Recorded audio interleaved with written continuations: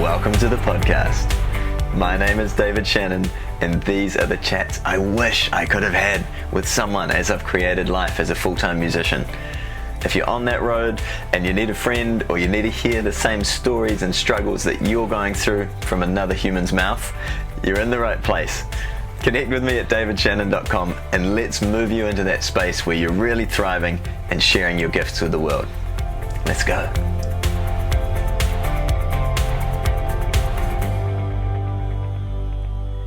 Getting started touring is the topic we are chatting about today, and I'm grateful this came out of chats before one of the shows.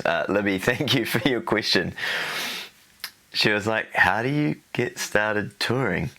And literally, we now have this podcast, so I hope it's of value to you. These are my thoughts. I could go on about this topic for an incredibly long time, and I feel like this will hopefully be a condensed version that you can maybe come back to just be like, oh yeah, that'd be a good idea, that'd be useful. And ideally, if you haven't toured, this will get you started doing your first tour.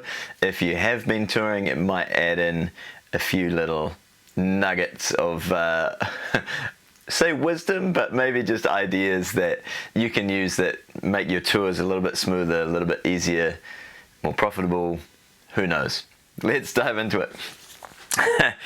How I got started. My first real full tour was with Mark Maroney in 2013, and a little caveat, I'd done, say, a tour previously, where I think we'd done 4 shows somewhere around the country. I feel like that was I'm not going to classify that as an official tour. It was kind of like me being like, okay, here's a gig in Wellington, let's do that one. But learnings along the way. If you're just getting started, the first thing I recommend is commit to touring. Look at your schedule and book out when you are going to tour. You don't need to have everything figured out. You will figure it out along the way, but looking at your calendar and going, you know what, from March the 23rd through to April the 9th, I'm going to tour for, is that like 3 weeks or so? Once that's blocked out, there's a certain amount of tension that like helps you move forward, rather than being in a perpetual state of like planning, waiting for the right things to happen. It won't necessarily always work out. The venue you might want to do, you might have to juggle dates and that sort of thing. But at least you're like, right, I'm going on tour. You've got dates set. From there, you can contact venues. And what I suggest, again, you're going to go places that you've possibly never been before. You've likely never played a show before. And I highly, highly recommend, as step 2, research other artists. Look at their tour posters. Find similar bands, musicians, acts to you. Research where they've been. Like, you've suddenly now got a list, likely around the country, around the cities, towns, areas you would like to go, of places you can search, look up, and reach out to and say, hey, I saw this artist played at their last tour with you guys. I feel like that's probably a good fit. I'm going to be touring on these dates. My ideal date would be the 19th. Was that in our, that's not even in our tour time frame. But you know, my ideal date would be this date, as you aim to plan a reasonable schedule around where you're going, realizing that that may not always work. So, thirdly, we kind of just talked about it, just email and ask the venues. You don't have to get this email worded perfectly, worded accurately. It's not about doing it perfectly. It's about saying, hey, look, you can even say, hey, look, I'm new to touring. I saw that this person played at your venue. I think I've got a similar vibe, so it's probably a good fit. Could you tell me what your usual setup is? Some venues have a specific setup where it's mapped out and it becomes really easy to go through the process. Like the venue hire is this much, this is what we provide, this is the arrangement, you know, etc. You can read, and as you do this, you will improve. Your understanding and knowledge will grow. So that's, in a nutshell, to get yourself touring. That is what I would recommend. If you have toured, if you've been doing different bits and pieces, here's a few things that I think we should discuss, and things to consider. And I laugh now as well, because I remember with Mark, when we toured, we did 15 shows in 14 days. And it's fair to say that we were quite exhausted. It was hectic.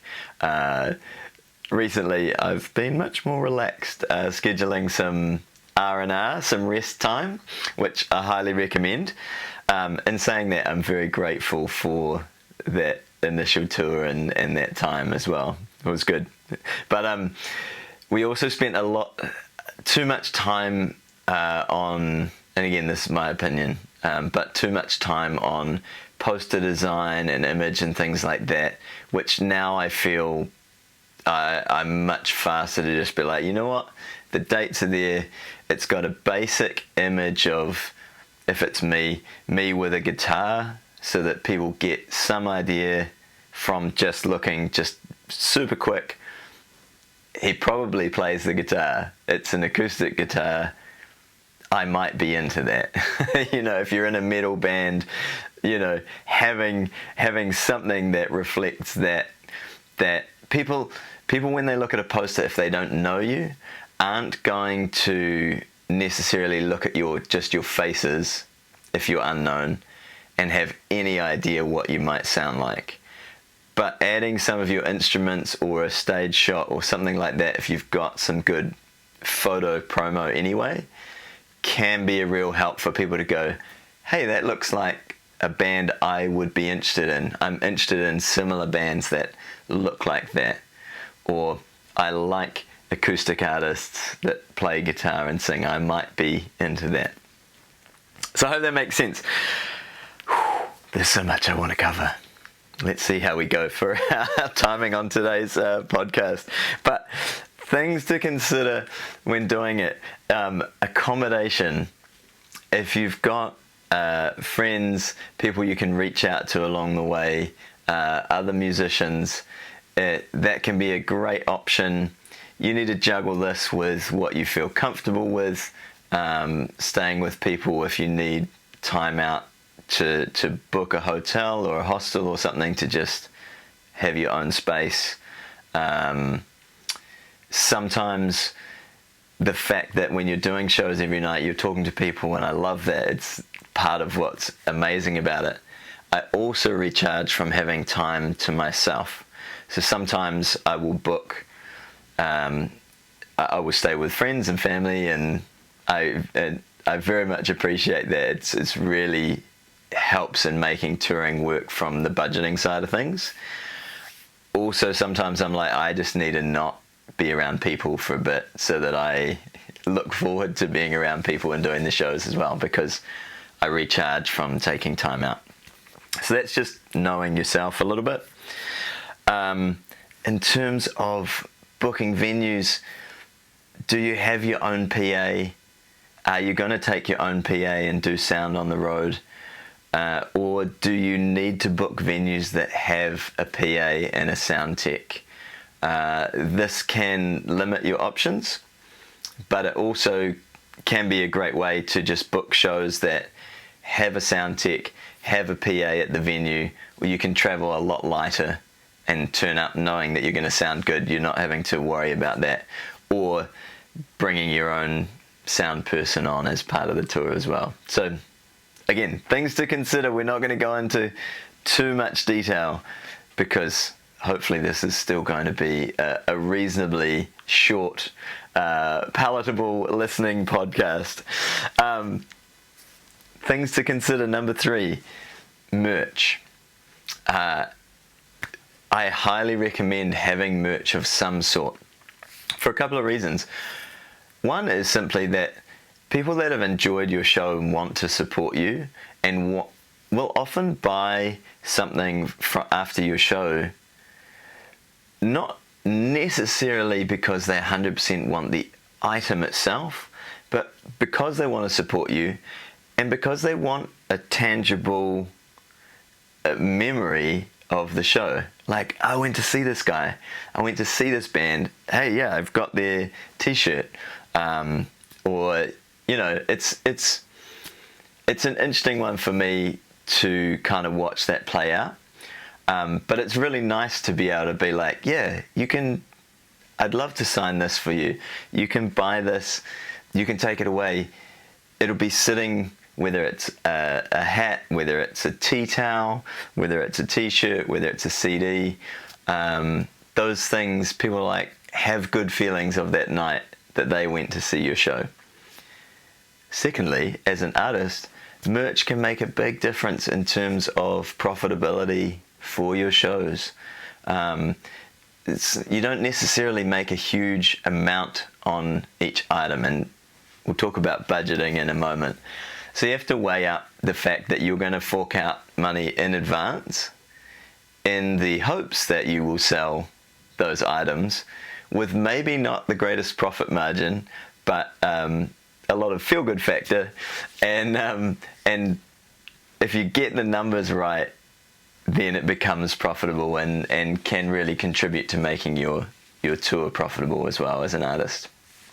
So we talked a little bit about rest and looking after yourself in terms of accommodation and things, but I highly recommend scheduling some time off as well. I'm pretty bad at looking at schedules and being like, that's a 6-hour drive.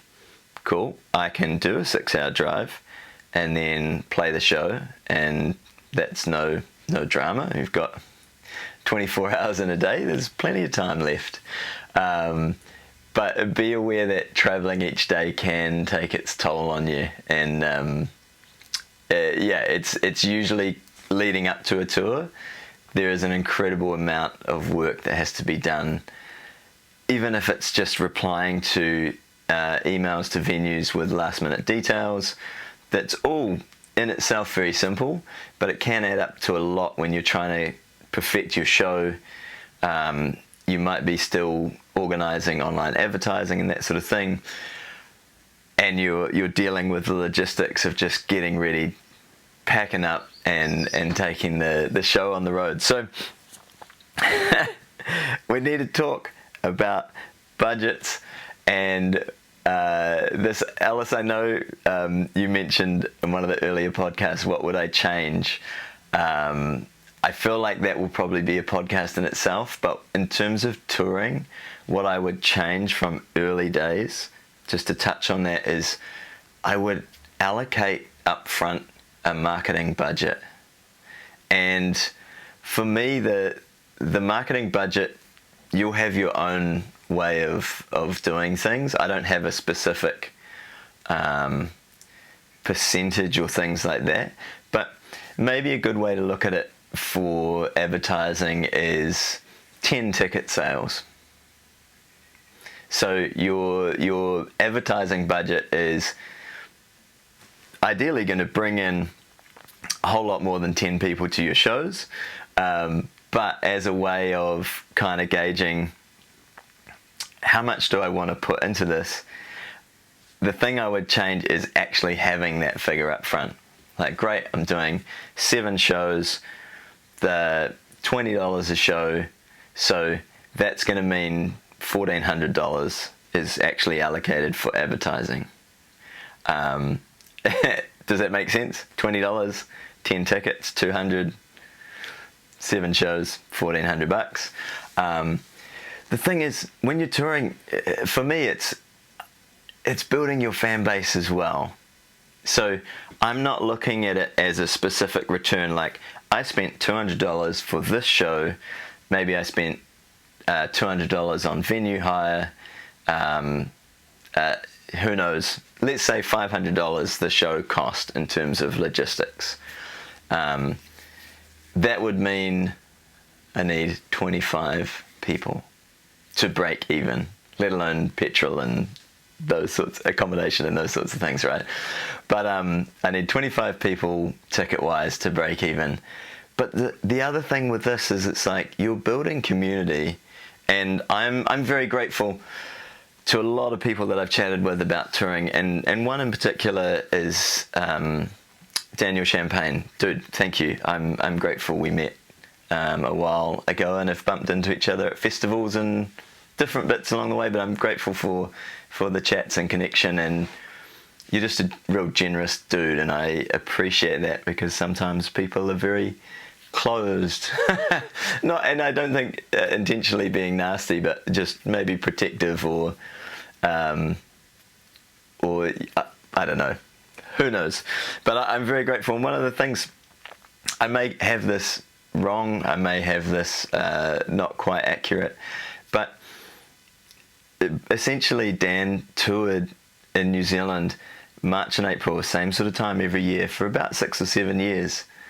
Every time just adding to an email list for that city. And I highly recommend this if it's your first tour, if it's your third tour, start doing this. And what it means is down the track when you come back to tour in that city, the first year you might have 4 people on your list. Say, right, we're going to Nelson. Hi. You can email these people now. They've come to your show. They've hopefully had a magical time and you all had a great evening together. But at zero cost, you can now email them and say, hey, I'm coming back to Nelson. I'd love to see you again. And you may get direct ticket sales from that. The next year you might have 7 people on your list. The next year you might have 22. But you've now built your own marketing system out the back of it, that so long as you respect those people's emails and do your best to say, hey, look, this is actually specific to you. I'm coming to your town, or I've released an album.